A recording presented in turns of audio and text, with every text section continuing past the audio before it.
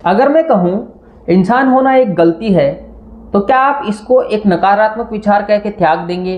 क्या ये वीडियो बंद कर देंगे? लेकिन आप ज़रा ध्यान से सोचिए, ज़्यादा चेतना मतलब ज़्यादा पीड़ा, ज़्यादा समझदारी मतलब ज़्यादा दुख। तो ये जो हमारी कॉन्शियसनेस है या जो चेतना है, क्या वही हमारा दुश्मन नहीं बन रही? जो हमारा सबसे पावरफुल टूल है हमारा ब्रेन, वही हमारे दुखों का कारण नहीं बन रहा? आज हम इसी बारे में डिस्कस करेंगे। नमस्कार दोस्तों, स्वागत है आपका मेरे नई वीडियो में। तो आज मैं जिस टॉपिक के बारे में डिस्कस करना चाहता हूँ वो एग्जिस्टेंशियल फिलोसॉफी कहा जाता है। मतलब हम यहाँ पे क्यों हैं, इस ये ब्रह्मांड के अंदर में हम इंसानों का क्या महत्व है, हम यहाँ पे क्यों एग्जिस्ट करते हैं। और ये बहुत सारे एग्जिस्टेंशियल फिलोसोफर्स ने over the centuries, over the last 2000 years या उससे भी ज़्यादा ये चीज़ें डिस्कस की है। आज मैं जिस फिलोसोफर की बात करने जा रहा हूँ उनका नाम है पीटर वेसल जाफे, और उनका एक बहुत फेमस ऐसे है द लास्ट मसीहा, और आज हम उसी के बारे में बात करेंगे। इसमें वो डिस्कस करते हैं एक बहुत प्राचीन हिरण के बारे में जिसको अल्क कहा जाता है, EL के उसका प्रोनाउंसिएशन है। वो ये कहते हैं कि ये एक अल्क करके एक हिरण था जिसके सिर के ऊपर बहुत बड़े सींग थे। वो सींग धीरे धीरे ग्रो करते गए और उस सींग की वजह से उसको एडवांटेज ये मिलता था कि वो अच्छा दिखता था, उससे उसका प्रोक्रिएशन बढ़ता था, यानी अच्छे नए साथी मिलना और अपनी प्रजाति को बढ़ाना। वो सींग उसको शिकार से बचने में भी हेल्प करते थे और बहुत ही यूज़फुल थे। लेकिन धीरे धीरे वो सींग इतने बड़े होते गए कि वो अपने सिर का बोझ नहीं उठा सकता, वो सही से उसकी एजिलिटी ख़त्म हो गई, मतलब वो तेज़ नहीं भाग सकता। तो ऐसे करते करते वो अल्क प्रजाति धीरे धीरे विलुप्त हो गई। अब वो ये कहना चाहते हैं कि यही जो अल्क के लिए जो सींग वो काम कर रहे थे, वही काम हमारी चेतना, हमारी कॉन्शियसनेस हम इंसानों के लिए कर रही है। हम इंसान अपनी ज़रूरत से ज़्यादा इवॉल्व हो चुके हैं। जैसे कि वो अल्क अपनी ज़रूरत से ज़्यादा इवॉल्व हो गया था, इसलिए धीरे धीरे वो विलुप्त हो गया। उसी तरह से हमारी चेतना वो हमारी आवश्यकता से ज़्यादा इवॉल्व हो गई है। इसको वो कैसे दिखाते हैं? जैसे आप देखिए कि जानवर भी जीते हैं, जानवरों की भी अपनी एक लाइफ है, लेकिन वो अपनी बेसिक इंस्टिंक्ट के ऊपर ही जीते हैं। उनके लिए खाना, प्रोक्रिएशन और यही सब चीज़ें इंपॉर्टेंट है। वो और उनको भी इस चीज़ों का दुख होता है। जैसे उनको खाना नहीं मिला तो उनको बुरा लगता है, उनको दुख होता है और वो परेशान होते हैं। लेकिन हम ह्यूमंस जो इंसान हैं वो बिना किसी अर्थ के भी दुखी हो सकते हैं। हम बैठे हैं, सोचते हैं कि यार मेरे जीवन का क्या उद्देश्य है, तो उससे भी हमको दुख होता है। हमारे खाने पीने और बाकी सब ज़रूरतें पूरी होने के बावजूद भी, क्योंकि ये हमारे अंदर ये चेतना विकसित हो गई है कि हम अर्थ को खोजते हैं, हम अपने जीने के कारणों को खोजते हैं कि हम यहाँ क्यों एग्जिस्ट करते हैं, हमारे जीवन का क्या महत्व है। तो यहीं से हमारे दुखों का एक रीजन बनता है जो कि बेसिक इंस्टिंक्ट से अलग है। जैसे जानवरों की जो बेसिक इंस्टिंक्ट है उससे अलग है। और जाफे बोलते हैं यही हमारी इवोल्यूशन का सबसे बड़ा प्रॉब्लम है कि हम ज़्यादा इवॉल्व हो गए हैं एल्क की तरह, और यही हमारे डिस्ट्रक्शन का कारण बनेगा। इंसानों के साथ दिक्कत क्या है कि इंसान ये जानने लग जाता है कि वो एक न एक दिन मरेगा, फिर वो अपने जीवन का अर्थ खोजने लग जाता है। वो कहता है कि मेरे जीने का अर्थ क्या है, मैं इस दुनिया में हूँ, मैं इस ब्रह्मांड में हूँ, मैं क्यों हूँ। लेकिन ये ब्रह्मांड हमको कोई डेफिनेट उत्तर नहीं देता है। हमको नहीं पता है हम क्यों यहाँ एग्जिस्ट करते हैं। हम एक छोटे से इस बड़े ब्रह्मांड में छोटे से धरती के एक गोले पे रह रहे हैं जिसका आकार भी इतना छोटा है कि हम धूल के एक दाने के बराबर भी इस धरती को नहीं मान सकते हैं। इसके लिए फिर इंसान करता क्या है?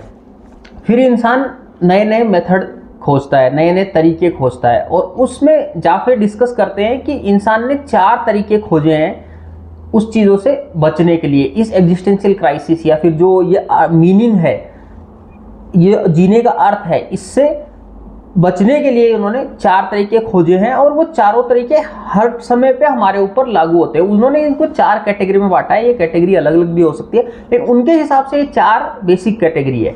उसमें ये कहते हैं कि सबसे पहला है आइसोलेशन, दूसरा है डाइवर्जन, तीसरा है अटैचमेंट और चौथा है सब्लिमेशन। तो आइसोलेशन कैसे होता है? आइसोलेशन से उनका मीनिंग क्या है? तो क्या है कि हम इन सब चीज़ों के बारे में से बात करना बंद कर देते हैं। जैसे मौत के, मृत्यु के बारे में हम बात करना बंद कर देते हैं, अर्थ के बारे में बात करना बंद कर देते हैं कि जीवन का क्या अर्थ है। और ये धीरे धीरे बचपन से ही शुरू हो जाता है। हम बच्चों को ही ऐसे ट्रेन कर देते हैं कि वो इन मुद्दों पे डिस्कशन ना करें। फिर धीरे धीरे जब बच्चों को समझ में आने लग जाता है, तब तक उनका कॉग्निशन इतना डेवलप हो जाता है कि वो इस चीज़ को समझने लग जाते हैं कि हमको इस चीज़ की बात क्यों नहीं करनी थी, क्यों हम इस, और फिर ये धीरे धीरे प्रोपोगेट होता रहता है। इसमें एक बहुत क्लासिक एग्जांपल वो बताते हैं, जैसे डॉक्टर्स आइसोलेशन को कैसे यूज़ करते हैं। वो अपने प्रोफेशन में पेशेंट को एक केस की तरह ट्रीट करते हैं, क्योंकि आप खुद समझिए एक डॉक्टर है, वो हजारों पेशेंट्स को ट्रीट कर रहा है और उसमें से किसी पेशेंट के साथ कुछ अवांछनीय घटना हो जाए तो वो डॉक्टर्स के लिए डील करना बहुत मुश्किल हो जाता है। इसके लिए वो क्या करते हैं, उसको एज ए केस ट्रीट करते हैं, एज ए ह्यूमन ट्रीट नहीं करते, एज ए पेशेंट ट्रीट नहीं करते। तो इससे उनको आइसोलेशन करने में बहुत मदद मिलती है और वो अपनी लाइफ आराम से जी सकते हैं। तो यही आइसोलेशन हम लगातार करते रहते हैं बचपन से लेके जैसे जैसे बड़े होते हैं। हम इन मुद्दों पे बात नहीं करते, अर्थ के बारे में बात नहीं करते कि जीवन, हमारे जीवन का क्या अर्थ है। दूसरा चीज़ वो डिस्कस करते हैं अटैचमेंट।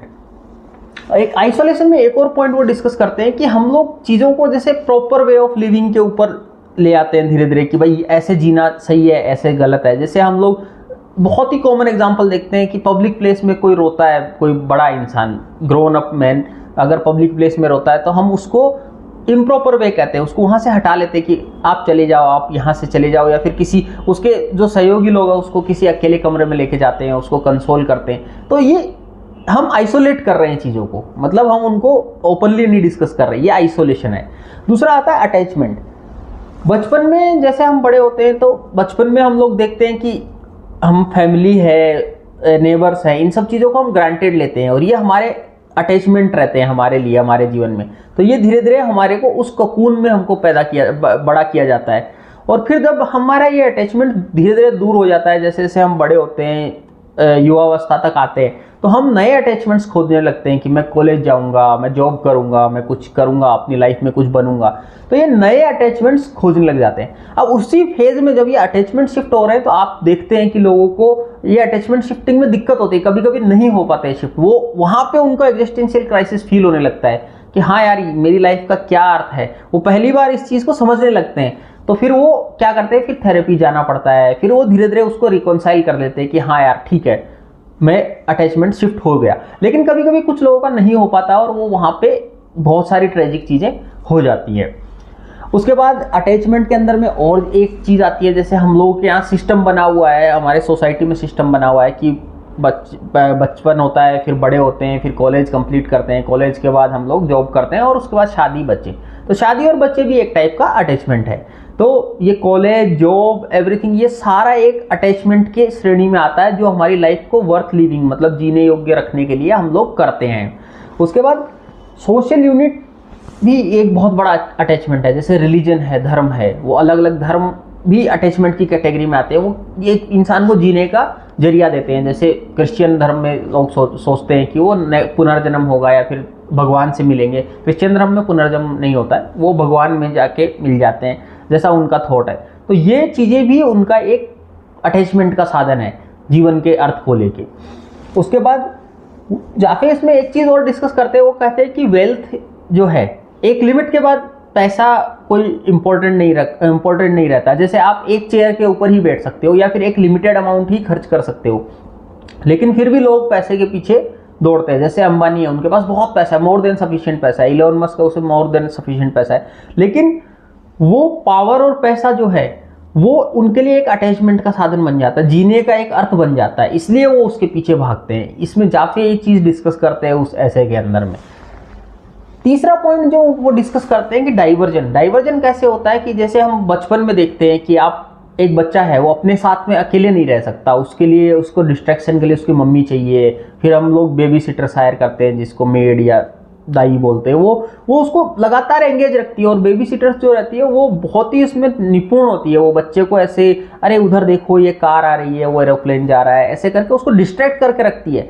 यही डाइवर्जन है, ये डिस्ट्रैक्शंस है, यही सब डाइवर्जेंस है। तो ये हम नेचुरल रेगुलर लाइफ में भी ये डाइवर्जेंस करते रहते हैं। हम अपने विचारों के साथ अकेले रहने से डरते हैं। इसके लिए हम क्या करते हैं कि रील्स स्क्रॉल करते हैं और अलग अलग साधन देखते हैं, बुक्स पढ़ते हैं या फिर कुछ दूसरा देखते रहते हैं, ओवर वर्किंग करते रहते हैं। ये सब साधन वही हैं जो डाइवर्जन के हैं। हम अकेले अपने आप के साथ नहीं रहना चाहते। उसके बाद जेल का एक एग्जाम्पल दिया उन्होंने कि जेल में लोगों को डालते हैं क्योंकि वो उनको अपने अकेलेपन के साथ रहने के लिए फोर्स करते हैं, और अकेलेपन से हमेशा डिस्पेयर या दुख पैदा होता है उसमें, क्योंकि इंसान सोचता है। और जब ये डाइवर्जन के ऊपर हम बात करते हैं तो फिर कभी कभी ये दिखने लग जाता है, जब इंसान बहुत ज़्यादा अपने अकेले साथ में रहता है तो उसको लगने लगता है कि मृत्यु ही एक आखिरी समाधान है। उसके बाद एक और ऑप्शन वो बताते हैं जो बहुत ही रिफाइंड मेथड बोलते हैं, सब्लिमेशन जिसको बोलते हैं। जैसे लोग जो आर्टिस्ट होते हैं, जो आर्ट में अपने दुख को ढाल देते हैं, जैसे बहुत ही अच्छे लेखक होते हैं, जो कवि होते हैं, या फिर बहुत ही अच्छे दार्शनिक होते हैं, वो लोग अपने आप अपने दुख को अपने आर्ट में ढाल लेते हैं। ये एक सब्लिमेशन का मेथड है, एक नया अर्थ क्रिएट करने के लिए। तो आखिरी अगर हम इस आर्गुमेंट को या फिर इस डिस्कशन को आखिरी निष्कर्ष तक लेके जाएं, तो जब तक हम धरती पे ये सोच के रहेंगे, ह्यूमन रेस, जब तक ये हम मानव लोग जाति ये सोच के रहेंगे कि हम इस धरती पे राज करने के लिए बने हैं और हम लगातार इस बात की कोशिश करते रहेंगे, तो हम हमेशा किसी नए चीज़ के बारे में सोचते रहेंगे कि भाई हमको कोई नया मसीहा मिल जाए जो हमको इन सब चीज़ों से, दुखों से पार कर ले। और ये रिलीजन में ये कंसेप्ट बार बार दिखता है। जैसे हमारे हिंदू धर्मों में देखने को मिलता है कि कल की अवतार लेंगे, या फिर क्रिश्चियनिटी में आप देखोगे तो उनका साल्वेशन डे होता है, तो कि भाई जीसस क्राइस्ट दोबारा आएंगे। तो ये मसीहा हैं जिनको हम खोजते रहते हैं। और इसमें जाफे जब बात करते हैं वो कहते हैं एक आखिरी मसीहा आएगा, वो जब आएगा वो कहेगा कि कोई अर्थ नहीं है, किसी भी चीज़ का कोई अर्थ नहीं है, जो आप हो ये सब आपके डिस्ट्रैक्शंस हैं। और वो कहेगा कि एक ही सत्य है और मुक्ति का एक ही मार्ग है, और वो है खुद को जानो और इस दुख को आगे मत बढ़ाओ। मतलब अपनी संतानें पैदा मत करो और इस दुख को और आगे मत बढ़ाओ, इसको यहीं रोक दो।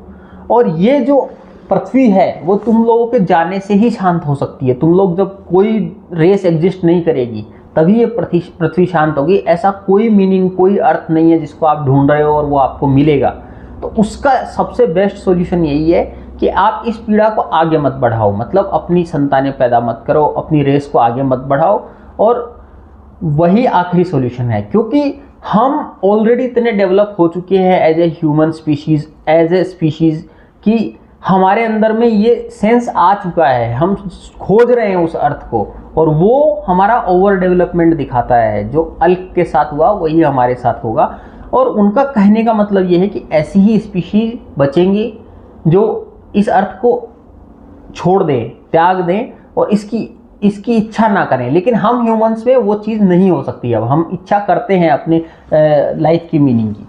और इसको मैं कुछ और फिलोसोफर्स के कंक्लूजन्स के साथ थोड़ा कंपैरिजन करना चाहूँगा। जैसे डेविड बेनेटार का मैंने आपके साथ डिस्कशन किया था एक बुक का, better never to have been, और उनकी बुक में वो भी यही डिस्कस करते हैं कि दुख और सुख की जो असिमेट्री है, जो पैदा हो गया उसको हमेशा दुख ही पैदा मिलता है बजाय कि जो नहीं पैदा हुआ। तो वो भी यही बोलते हैं कि संतान को पैदा करना एक अपने आप में अनैतिक है। तो वो भी सिमिलर लाइंस पे आर्ग्यू करते हैं और जाफे भी उसी के ऊपर आर्ग्यू कर रहे हैं। अब इनके जो मीनिंग रिलेटेड चीज़ें हैं उसके ऊपर मैं डोस्टोयेव्स्की की फिलोसॉफी के ऊपर बात करूंगा। डोस्टोयेव्स्की बोलते थे कि जब गॉड एग्जिस्ट नहीं कर रहा है तो सब कुछ परमिटेड है। तो गॉड नहीं है तो कोई अर्थ भी नहीं है, और कोई अर्थ नहीं है तो हमको इससे बेहतर यही है कि गॉड को ही मान लेना चाहिए। हमको ये मानना चाहिए कि जो गॉड है वो एग्जिस्ट करता है और वही हमको अर्थ प्रदान करता है। लेकिन जाफे इस चीज़ में बिलीव नहीं करते हैं। उसके आगे हम फ्रेडरिक नीचे की बात करें तो नीचे बोलते हैं कि गॉड खत्म हो चुका है, गॉड एज ए कंसेप्ट खत्म हो चुका है। हमको इस दुख से खुद को ही लड़ना है, हमको खुद को ही लड़ना है और खुद को इतना मजबूत बनाना है। वो एक कैरेक्टर ईजाद करते हैं जिसका नाम है उबरमेंच। उबरमेंच ऐसा होता है जो अपने आप में फुल शक्तिशाली होता है और वो खुद के मीनिंग खुद क्रिएट करता है। तो नीचे बोलते हैं कि खुद के मीनिंग हमको खुद क्रिएट करना चाहिए, लेकिन जाफे यहाँ पे भी डिसएग्री करते हैं। वो ये कहते हैं अगर आप खुद भी क्रिएट करोगे तो वो मीनिंग भी एक अपने आप में इल्यूजन रहेगा। फिर एक बहुत फेमस थॉट आता है अल्बर्ट कामू का। अल्बर्ट कामू बहुत ही फेमस फिलोसोफर थे और उनकी फिलोसॉफी जो अब्सर्डिज्म के नाम से जानी जाती है, वो मिथ ऑफ सिसिफस में इस चीज़ को डिस्कस करते हैं कि जीवन का कोई अर्थ नहीं है और ये ब्रह्मांड हमको कोई अर्थ नहीं देने वाला, लेकिन आपको उस अर्थ के अगेंस्ट में रिबेल बनना है, उसके अगेंस्ट में आपको काम करना है और आपको जीते रहना है। उसमें उनका एक फेमस ऐसे जो है मिथ ऑफ सिसिफस, उसमें सिसिफस नाम का एक कैरेक्टर रहता है जिसको देवताओं ने एक श्राप दिया है कि उसको लगातार एक पत्थर को एक पहाड़ी के ऊपर धकेलना है। जैसे ही वो पहाड़ी के ऊपर पहुंचता है वो पत्थर वापस नीचे गिर जाएगा और उसको फिर से वो पत्थर पहाड़ी पे धकेलना है। और इस सब का उसको पता है कि इस सब का कोई मीनिंग नहीं है, लेकिन उसको पूरी जिंदगी यही करते जाना है, पूरी एटर्निटी यही करते जाना है। और कामू बोलते हैं कि हमको उस सिसिफस नाम के कैरेक्टर को भी खुश देखना है, हमको ये देखना है कि उसका उस पत्थर को ढकेलने में भी एक मीनिंग है, भले ही वो मीनिंगलेस काम है। तो यही हमारी लाइफ है और इसी तरह के काम हम कर रहे हैं। उसका कोई मीनिंग नहीं है, लेकिन हमको उसके अगेंस्ट में जीना है, और यही अल्बर्ट कामू बोलते हैं। लेकिन अल्बर्ट जाफे इसको भी नकार देते हैं। वो कहते हैं कि ये भी एक हीरोइक डिस्ट्रैक्शन है, मतलब आप जो कर रहे हो ये हीरोइक है, लेकिन ये सिर्फ डिस्ट्रैक्शन है, आप उससे ज़्यादा और कुछ अचीव नहीं कर रहे हो इससे। तो कुल मिला के जाफे इस बात को पूरी तरह से नकार देते हैं कि कोई जीने का कोई अर्थ हो सकता है, आप कितना ही ढूंढो कोई अर्थ नहीं मिलेगा। ये सारे आपके मैन मेड मीनिंग्स हैं जो आप क्रिएट कर रहे हो, और अलग अलग फिलोसोफर उसको अलग अलग तरीके से क्रिएट करते हैं। और उनके लिए ये कहना है कि आप इस पीड़ा को ख़त्म करिए और अपने वंश को, अपने इस ह्यूमन रेस को आगे मत बढ़ाइए, उसी में ये इस सब की भलाई है और वही आपका अंतिम सुख का साधन है, वही वो उसको ही मुक्ति कहते हैं। वो कहते हैं यही मुक्ति है और धरती उसी चीज़ से शांत होगी। तो ये था आज का वीडियो। ये था एक बहुत ही डिस्टर्बिंग थॉट जो जाफे अपने ऐसे में डिस्कस करते हैं। मैं आपको एनकरेज करूँगा कि आप उस ऐसे को ज़रूर पढ़ें। द लास्ट मसीहा उसका नाम है। और मेरे वीडियोस को लाइक करिए, सब्सक्राइब करिए, चैनल को शेयर करिए और कमेंट करके मुझे ज़रूर बताइए कि आपको वीडियो कैसा लगा। और अगर आप इस फिलोसफी से डिसएग्री करते हैं तो वो भी ज़रूर बताइए कि किस पॉइंट पे आप डिसएग्री करते हैं।